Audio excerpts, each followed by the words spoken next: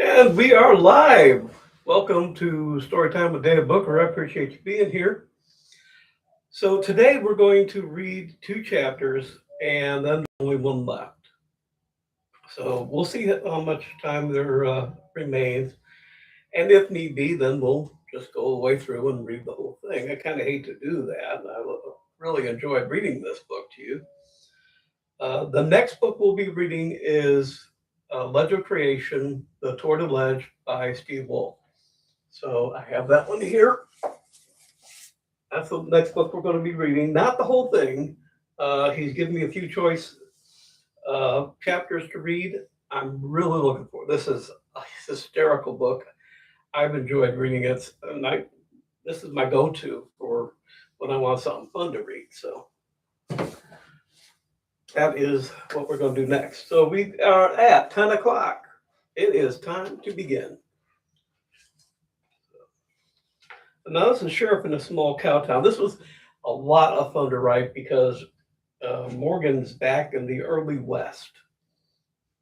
Sheriff Morgan woke up early to the salutary smells of pancakes and sausage. A quick wash, shave, and dress, and he galloped down the stairs.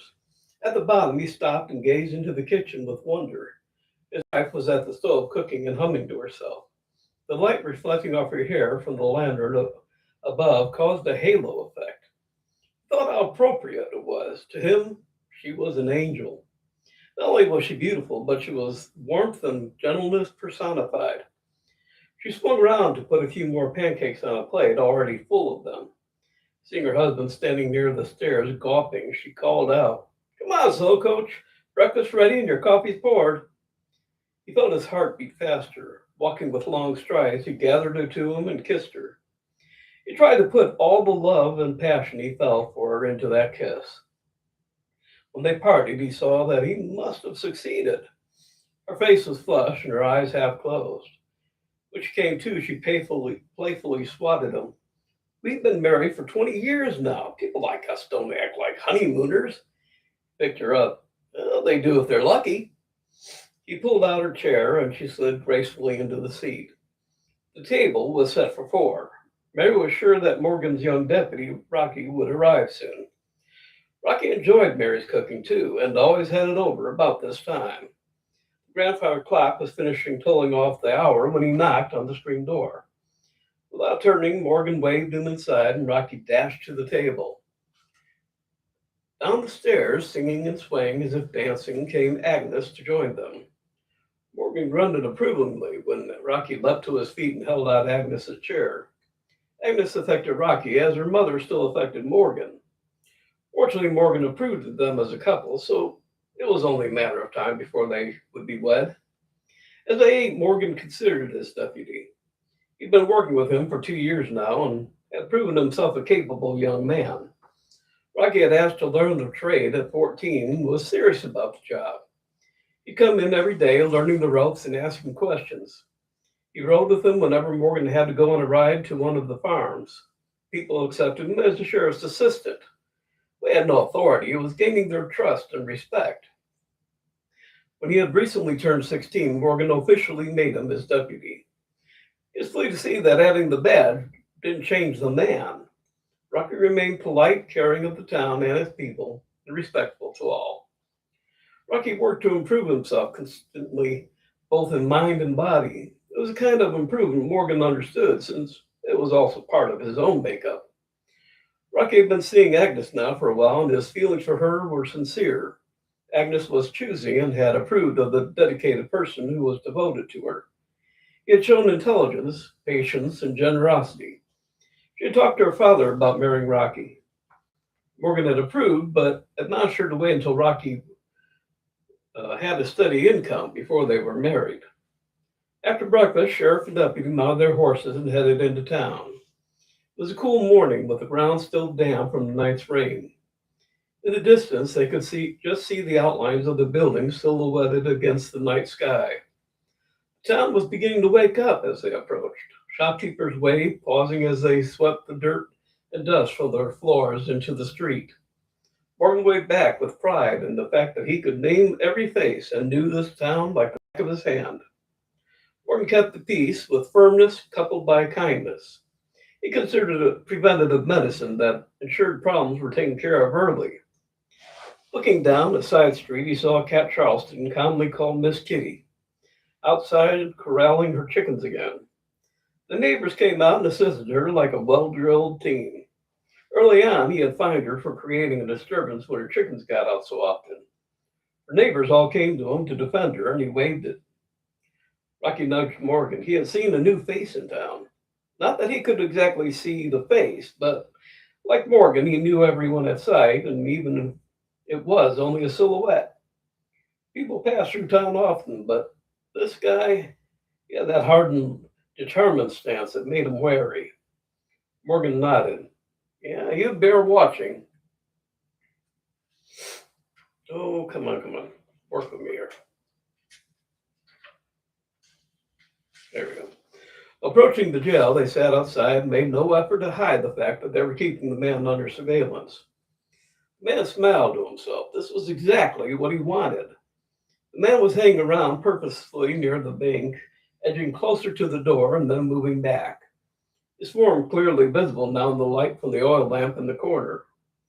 Rocky went inside and got some of the wanted posters to see if this man might need to be brought in. Unmasked, but Rocky was sure that he was here for no good. Morgan signaled Rocky to go to the general store. The lamps had just been lit, so it might seem natural for the deputy to go see them. The man they were watching kept an eye on him. Rocky walked in casually, calling to the owner if he had any soda or something cool to drink. Inside, Rocky brushed aside the bottle and asked to use the stairs to go up on the roof. As he approached roof level, he lay down and crawled to a back corner. Crouching low, he peered over the edge. From his lofty perch, he could see front, side, and rear of the bank. Morgan had signaled Rocky to check on the back of the bank and had been right. With a man out front acting suspiciously, he was holding the sheriff's attention so that what was happening behind the bank might have gone unseen. Another man was working quietly on the brick wall with muffled chisel and a leather-covered hammer. He had a buckboard and a horse standing nearby. A good portion of the wall behind the safe had already been removed, and the bricks piled up beside him. A few more, and the safe would be able to be pulled out easily. Crawling to the front of the roof, Rocky raised his fist. Morgan crossed his leg, indicating he saw him, though just barely. Rocky pointed to the rear with his thumb, then raised two fingers close together.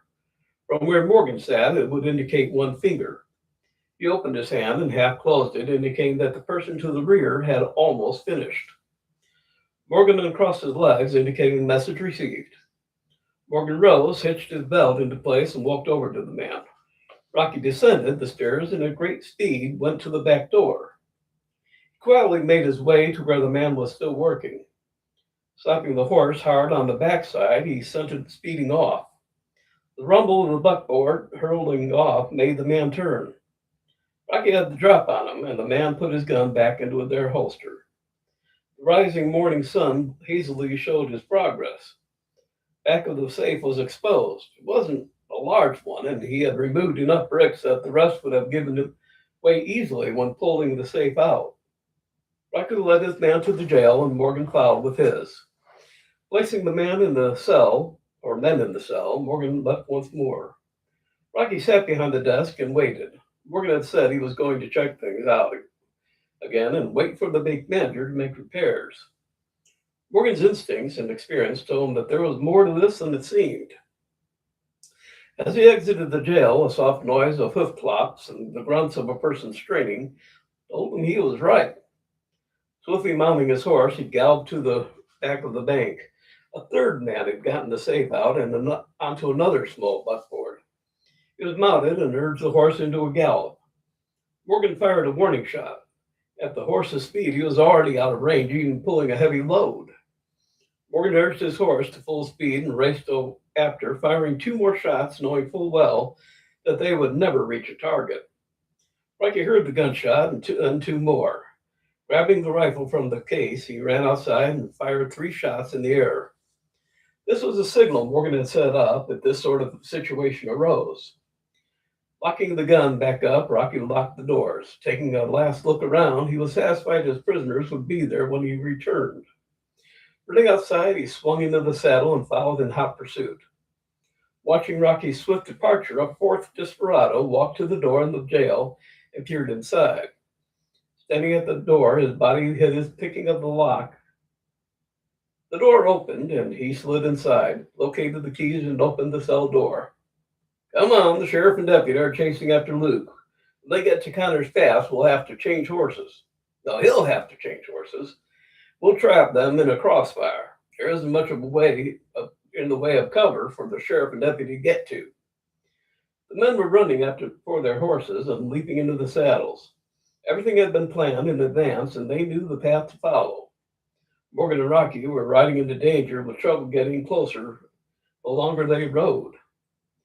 Fast approaching Connor's Pass, they saw the man stop and start to swiftly unhitch the exhausted horse. Another was tied to a tree that would be substituted. Rocky fired a shot at the man that put a hole in his hat. Aiming lower, he fired again. This time, he shot him in the shoulder. His thought was to frighten the man into surrendering. The man spun around and returned fire. Morgan aimed and struck the man where it counted. He wanted him out of commission, since there were others coming up from the other direction. The man slumped over the buckboard, and another man stood behind the spare horse and fired back. A cloud of dust rolled toward sheriff and deputy, with the sound of gunshots growing louder. Both men dived for the dirt at the side of the path, and with wide sweeps of their arms, built a small fortification in front of them. Morgan faced the three, approaching with Rocky angled towards the man behind the horse. As both men fired carefully to conserve their ammunition, Rocky paused and considered this position. He needed to move to get a better beat on this man. Right back, he said casually. Well, hurry, Morgan grumbled. He was more worried that Rocky would take an unnecessary risk than him leaving himself alone in a firefight. Rocky elbow crawled to a more advantageous position. He would have to leap into position, fire a shot, and fall flat and all in one motion. It was something he'd practiced for emergencies. Compressing his muscles, he positioned himself, and with a mighty push with his hands, he rose swiftly. Crouching in the air, he straightened, took aim, and fired. The man dropped like a stone. Rocky dropped and crawled beside Morgan and was reloading his gun. Morgan patted him on the shoulder. Hell of a move there, Rock. Where'd you pick that little trick up? Well, it's an exercise I do to see how much power I can bring to my muscles. Never thought I'd use it for something like this. Rocky noticed that Morgan was only shooting once in a while, and while he was firing in the direction of the three remaining men, he wasn't really trying to hit them. Morgan guessed what was going through Rocky's mind. I'm just trying to keep them focused on us. Take a look down the road. Rocky saw another cloud of dust in the distance growing steadily larger. Rocky fired slowly alongside of Morgan. His aim was just as good as Morgan's. Knowing that the men were well hidden, they fired close enough to keep the men under cover. The three men were becoming frustrated, but knew that if they exposed any part of themselves, it was over. Sheriff and deputy were too good of a shot. The dust cloud dissipated at a distance, and the men tied off their horses. With Morgan and Rocky keeping the robbers focused, they planned on sneaking up and capturing them. Rocky asked who these people were. They're some of the best and bravest men in the county. I deputized them early on when I became sheriff as my emergency posse. When you fired off the rifle like I told you, it called them in. They call themselves Morgan's Marauders, and they love to get the call to action. Get off a couple more shots and cease firing. They'll do the rest. Rocky fired a few more shots and stopped. He understood the reasoning. They didn't want to shoot the men who had come to help them. Morgan and Rocky reloaded and rested. Rocky figured he'd never have a better opportunity than now to have Morgan's attention. Sheriff, I'd like your permission to marry Agnes. Morgan slowly turned to face him. You picked the damnedest times to say things. Rocky grinned. Well, I was tempted earlier just in case, but figured we had everything in hand, so I waited. Morgan's face soured. Earlier, as in, I might have gotten shot up, you mean? Rocky shrugged, relieved when Morgan's smile returned. Go ahead and ask her. I gotta warn you though, her and her ma have already set the date, guest list, and even the food after. She always gets what she wants, and son, she wants you. Damn glad you feel the same. There was the sound of a scuffle from up the other side of the road. Morgan rose with Rocky and began walking over. From behind them, the horse whinnied. Rocky spun and pushed Morgan out of the line of fire from the man he had hit. The man had crawled, bleeding, to the edge of the buckboard and rose to kneel behind it. Bracing himself, he had his arms out in the wood to steady his aim. Never fired the shot. As Rocky spun, his gun rose and he fired in one smooth motion. The man dropped once more, sliding off the edge of the buckboard, and lay there, his face towards the sky, his life ebbing away from a bullet between the eyes. Thanks, Morgan grunted. Go put them on the buckboard and bring it over. Rocky did as he was requested, tied the spare horse to the back, and guided it over to where Morgan's marauders were receiving the things they had earned from Morgan. Each man led a horse that the captured robber slung over the saddle. Arms and legs had been tied with a rope holding them in place from underneath the horse's belly to keep them from jumping off. Morgan had the men in the jail cell and had telegraphed for someone to pick them up. His jail was too small for holding so many long term, and the circuit judge wasn't due for a couple of weeks. An hour later, the men were chained together and being led to the station for transport to the state penitentiary. Agnes and Mary left their home, bringing lunch in a wicker basket. On the ride over in a small cart, Agnes was unusually quiet. Her mother understood without having to be told. He'll ask you soon. I can see it in his eyes any time he looks at you.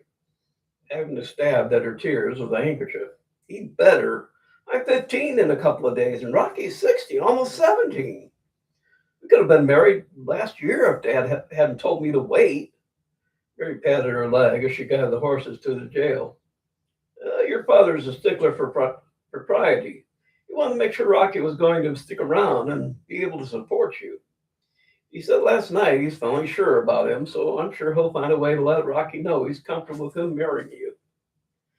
In the sheriff's office, Morgan cleared the desk while Mary laid out the tablecloth and the victuals.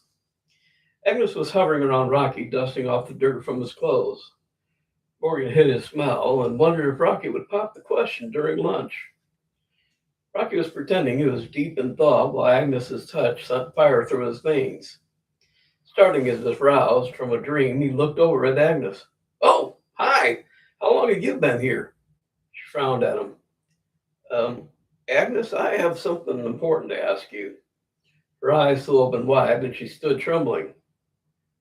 Did you bring some of your fried chicken? Nobody makes it like you. Morgan cleared his throat. Rocky, I advise you to tread warily. You're on sensitive ground. Rocky reached into a desk drawer and pulled out a small wooden box. Agnes, what I meant to ask you was, will you marry me? She leapt into his lap, sending Rocky's chair and herself flying backwards, skidding across the floor till they struck the back wall. Morgan just looked at them, kissing, and shook his head. Mary sighed and shook hers, and then took a flying leap into Morgan's lap, sending him sliding backwards also. Morgan was kissing his wife and holding her close. Agnes had released Rocky and was rearranging the table. Looking over, she saw her parents in a passionate embrace. Dad, she said affectionately. Her voice seemed surprisingly close. Dad, come on. It's time for lunch. A hand rested on his shoulder and he gently shook him. Opening his eyes, he gazed at her sleepily. Mary? She looked back, smiling, sadly realizing he had been dreaming of her mother again. It's me, Dad. I brought lunch over. Morgan looked around, trying to get his bearings. His dream had been so real that the house seemed foreign to him. He sleepily allowed himself to be led into the kitchen. Sitting behind a plate of fried chicken, cornbread, and greens, and plenty more, he looked up.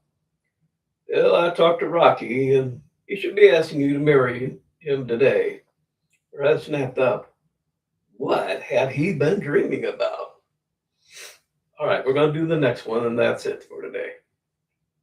Marvin Morgan was home now for the long haul. His job at the college was temporarily on hold with the probability of not being reinstated. The state was building a new police academy near Columbus, and it looked as if he'd have to retire once more. The thought appalled him. He'd already tried retiring, and he didn't like it. Walking from his home on the edge of town into Main Street, his love for the area flowered once more. Town was unchanging, and that was what he liked about it. Outside of town, a few entertainment venues were being constructed. Some place called the Mini Golf Emporium was nearly finished. It had an indoor golf, pizzas, and pinball games.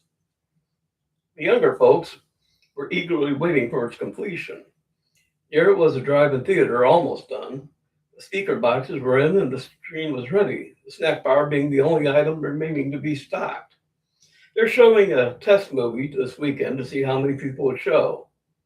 Being outside the city limits, they were able to build in whatever style suited them, but anybody building inside town had to conform to the style the town had already been built on.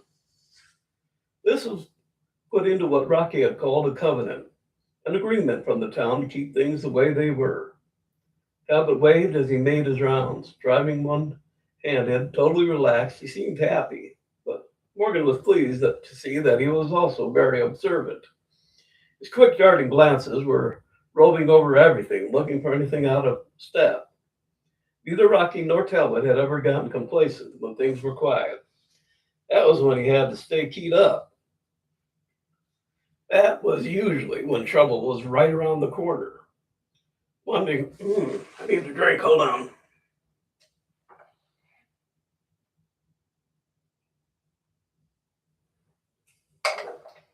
That's better. Wandering around, no, it's not. Wandering around, he was greeted warmly at every step. It was good to feel the affection of his or the town reciprocated. He stopped in at the co-op to catch up on the latest gossip.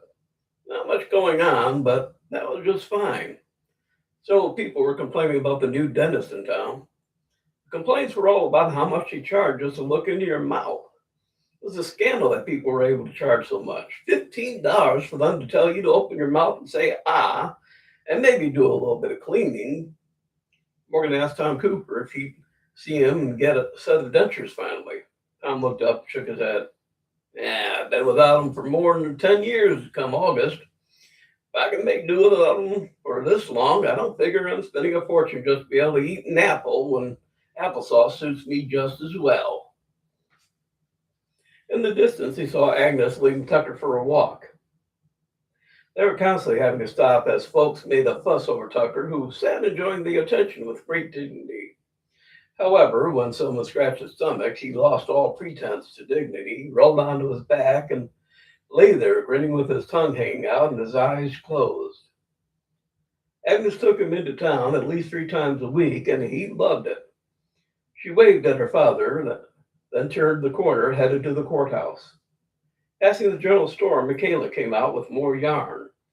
She and Agnes had been knitting clothes and blankets for each other's babies, and yarn was flying off the shelves as others joined in the fun. Agnes was also in the process of making a baby blanket from of Rocky's old clothes. Joining up, they went to see their spouses, hoping to be taken out to lunch. Heading to the old jail, Morgan decided to see what had been added since the last time he looked in. Rocky and Talbot's plaques had been enlarged, and they were well on their way to catching up to his wall. Of course, his area contained a lifetime of achievements, while they were still early in their careers. He sat and pondered on their lifetime of services. He had enough excitement and danger in the last 2 lifetimes. Why couldn't he just settle down and relax? Hell, he was pushing 65 and was carefully keeping himself in excellent health. Thanks to Agnes, he had quite a bit put away, enough to last the rest of his life and still leave some. She was doing the same thing for herself and Rocky. She even tried investing some successfully. She was careful and did very thorough research before making any investments. Rocky recognized her skill and intelligence and let her get on with it, never interfering or trying to run something just because he was the man of the house. Strolling around outside, he tried to find something to do. For over an hour, he strolled around, hands in pockets, shoulders slumped. He sat on the bench and talked to people passing by. Everyone was busy, going somewhere, meeting someone, doing something. Failing to find anything of interest, he went to the only place besides home that he felt comfortable. His feet aimed straight for the courthouse. Opening the door was like stepping back in time here also. Rocky had kept it just as he had had it. Of course, Morgan had left it the way Sheriff Wilbur Longarm Leonard had left it before him. Only the sheets had been changed. Stepping inside, he was greeted cheerfully. Arthur had dropped by to fill Talbot in on when the trial from Nashville would be, and also to see if he wanted to return and take over permanently as sheriff. Seeing Morgan walk in so despondent, he thought he might have another prospect if Talbot still was reluctant. He waited until Morgan got himself some coffee and then scraped over a chair. Morgan relaxed and looked at Rocky and Arthur. Well, fellows, what's the word for today? Rocky cocked an eyebrow at Arthur. Arthur got right to the point. I heard you were thinking about retiring again. Morgan shook his head, his face sour. Hell, I'm not thinking about it. It's being forced on me. New police academy is changing things, and being so close, the schools nearby aren't going to be in use for police development anymore. Hell, I don't know what to do now. If I stay around here, I'm going to be in the courthouse most of the time, bugging Rocky and Talbot. Trouble is, I don't want to move away now that I'm going to be a grandpa. So, where does that leave me? Staying at home, watching some god-awful shows on television, or wandering around aimlessly? Oh, you can only do so much fishing. Turned to Rocky. Maybe you can me up as manager for that camping site you talking about turning your place into. He grinned as he said it, but Rocky knew the offer wasn't real. It was just talk. Rocky sympathized with his father-in-law. He was of the same mold and wouldn't know what to do if he was in similar shoes. Well, Dad, you could come and help us do some work on the house. It's been sitting for a while and it's kind of drafty. I've been remaking the windows with double glass. Still got the kids' room to do too. Agnes wants to turn half the upstairs into a nursery and play area. Morgan grinned and thought about doing some redecorating would be fun, but not exactly his forte. Hell, I'd help you out, but I'd probably make a balls up of it. And you'd be doing twice the work, Rocky. That old place was sitting for a long time. I mean, it's a nice place with some nice associations for Agnes, but it's probably more wrong than right with that place. I looked in the basement last time I was there, and been a lot of seepage. Mortar in the stones is crumbling, and soon the walls are going to need to be shored up. I think you need to call in an expert and have them give you an appraisal. Rocky got out the phone book and wrote out a number for an appraiser. Morgan was looking thoughtfully at Rocky and letting his coffee go cold.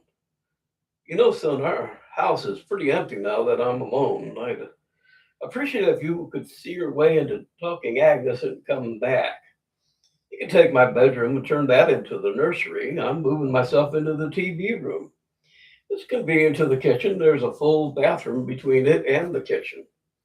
Hell, Agnes can bring some of the things from your home and, well, hell, I know she wants the piano, and then that damn breezy place is going to be ruined. Rocky relaxed and grinned. Dad, Agnes has been talking about moving back home. Hopefully that means she'd be taking me along as well. School's been using the plots, and it's getting noisy for most of the day. She wants to use the place for weekends or as a getaway when I get her riled. Probably shouldn't have said anything because she said she'd be talking to you about it later. Morgan put down his cup, which means she probably wants to keep an eye on me. She keeps coming over to fix me lunch or see if things need cleaning. He reached for his coffee, only to send Cup and what remained of inside flying when Agnes came out from the rear office and hugged him. Thanks, Dad. We have the truck packed and out back, and we'll be over tonight after Rocky gets off. Arthur got a cloth from the back and tossed it to Morgan. Morgan, I've got a proposition for you. How'd you like to get back into the harness? A little town called Asheville that needs someone to get things back together. They had a dishonest mayor, sheriff, and councilman and are trying to get things set up right. They need someone with years of experience and patience. I called in a few favors and sent a temporary sheriff over, but they can't stay long. I got a feeling that the three we arrested were just part of the problem. Morgan looked eager at first and then sank back into a seat. Arthur, I'd like that just fine, but I'm going to have to turn you down. Arthur was shocked. Marvin, I thought you would have liked a new challenge. Morgan shrugged and looked sad. I would, but not like this. What you want is a quick fix, and I can't come into a new town and throw my weight around. I'd have to spend most of my time gaining their trust and getting the feel of the place. That takes a lot of time. You'd be better off with someone from there. Hope to hell you've got the right person. Anybody now is going to be resented if they're from out of the area. Arthur sat with his chin on his chest, digesting what Morgan had said. Looking up, it was clear was disgruntled. Don't you get tired of being right so often? I'd rather have you, but I think you're right. It's got to come from inside. I'll put it up to the governor and see what he wants to do. Probably just put someone in until they can have an election. I was going to ask Talbot about doing it, but the same thing applies to him. Picked up his hat and thanked Rocky for the coffee, leaving me past Talbot on his way in. Talbot went over, made some hot chocolate, and added the coffee to it. It's something he'd learned from Michaela, and he'd taken a fancy to it. As he stirred the concoction, he looked over. Hey, Morgan, the mayor stopped me outside and asked me to ask you to stick around. He was on his way to talk to the city council and Josh. Seems what Josh has been up to is bringing plenty of visitors, and now he's wondering how to handle a big influx of people. Morgan shrugged and asked if he could try some of the mix Talbot had made. Oh, okay. Morgan shrugged and asked if he could try some of the mix Talbot had made. Talbot poured some into Morgan's cup. One sip, and Morgan was over at the cooler, pouring water over his tongue. The mayor walked in and laughed at the sight of the illustrious Sheriff Marvin Morgan lapping water like a dog. Morgan, when you're done having a drink, I'd like to talk to you. Morgan wiped his tongue with his handkerchief and got another cup of coffee. You want coffee, Mayor? Hell, not if it's going to make me have to head to the cooler like you were doing. Talbot was looking at his mocha with a hurt expression. Apparently, some new thing just took time to be appreciated. He made another one and took it back for Michaela. She was sitting cross-legged on the bed, almost finished with a baby's cap. Rocky pulled Talbot for a stroll around town, allowing the mayor and Morgan a chance to talk alone. Once gone, the mayor motioned for Morgan to sit behind the desk while he sat opposite. Morgan, you probably already guessed why I wanted to talk with you. We're starting to get visitors, plenty of them. Josh has been selling the virtues of our little place as a town stuck in time, was I think the phrase he used. People are coming for a taste of yesteryear. It's starting to make the town money. What I want from you is your vast knowledge of handling things. We're expecting quite a few tourists for things like the ice cream social or band concerts in the park and so forth. We need to control traffic and manage the numbers of people so that things are, manageable. I know I can count on Sheriff Stone and Deputy Talbot to handle things, but I want an organizer working with Josh and the town council. You can be that voice of reason if they try to go over the mark. You'd have an office and anything else you need. We can pay you $30,000 a year too. Things start going well with tourism, we can even raise the pay.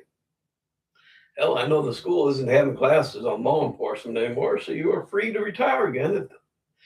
But I figure a man with your ability should not be wasted. What do you say? Will you help us out? Morgan felt more comfortable with this. He rooted around back of the filing cabinets and found a large board with a town map tacked on it. Colored pins were all over and arrows were tacked showing traffic flow. Pulled out a 3-ring binder that was 5 inches thick and stuffed with past events and all the preliminary work he'd had to do to make each a success. I think these might help. It's a continuity book with everything we've done in town. How traffic's directed, where parking was found and blocked off for the events, etc. Should have given these up to you, the town, but I figured you folks already had a set of your own. The mayor was leafing through the book with an amazed look on his face. Morgan, this is something we should have been doing all along. Each time we reinvented the wheel. If we had this before, we'd be 10 years ahead by now.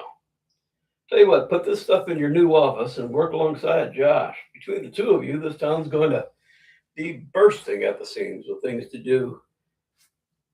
and expand on, we'll be able to keep what he calls the flavor of this town, keeping to our traditions and such, and still bring in plenty of money for everyone. He's been working at a farmer's market where the ladies and a few of the men even will be selling jam, pickles, meat pies, lots of other things. The mayor was getting so excited he was running words together and becoming unintelligible. Morgan gathered the things and said goodbye to Agnes. Tell Talbot I said goodbye. Oh, please tell him the mocha wasn't as bad as my actions made it look. It was just kind of a shock at first. Walking swiftly to the council building, Morgan was taken up to his office. It was right next to Josh's and behind a long central conference table. Outside, the secretary was taking calls and passing them through to various offices. Josh came out and welcomed Morgan enthusiastically. Hey, glad you joined us. I'm getting people interested in our end of the state, and the mayor is getting worried. Morgan shook Josh's hands. Can't say I blame them. Without control, we'd end up with a hell of a bottleneck and no way for emergency vehicles to get to anybody who needed aid. We'll work together to ensure a smooth flow of people and traffic as well as safeguarded areas. I'm looking forward to this. I'd like to meet whoever's in charge of the events over hall, though. Josh took him by the arm and led him midpoint down the hall. He turned to Morgan to face an oval mirror. Congratulations, you're the events organizer and I work for you. Morgan's face turned red. He hadn't expected to be placed in charge. Josh sat in a chair and Morgan sat opposite. Morgan and I asked the mayor to see if he could get you here. I hate to embarrass you, but you're the only man in this town that everybody trusts and respects. Chuckle escaped from Josh. Rocky and Talbot are gaining on you, though. Hell, to a lot of folks, you in this town are one and the same. You are running things, people will have confidence in what we're trying to accomplish. I saw your continuity book. You're already one step ahead of us. Why not use those planning skills and foresight and help give this place the best of both worlds? Morgan sat trying to decide between a life of leisure, watching television and getting fat, or a life of activity, working for the town he loved and the people he cared for. Once more, he held out his hand to Josh. All right, that's it. The next one is A New Day Dawning. So that's where we'll be stopping just a little bit more. So that's it for today. I look forward to seeing you on the next reading. And the next chapter isn't really long. Hold on a second, I need a drink. Like I said, the next chapter isn't really long. So I don't know what I put in that tea, but obviously it's something strong. So we'll read the last chapter here, and then I think we'll do the prologue of Legend of Creation. So we'll go from this book into our next book and get things going right away. So, so that's it for today. I look forward to seeing you again on our next reading. Thank you for being here. Do me a favor, if you are enjoying these, hit the like button. If you want to be continually updated when I'm going to be doing these, hit the subscribe button so you can always keep in touch. If you are enjoying these, leave some comments. If you're not enjoying these, leave a comment too and tell me why. But that's it for today. I look forward to seeing you again on our next reading. Be good. Oh, the next reading will be Tuesday at 10 o'clock. Today's Friday. Yeah. So that's it. Have a good day. Be good and be good to yourself. Bye.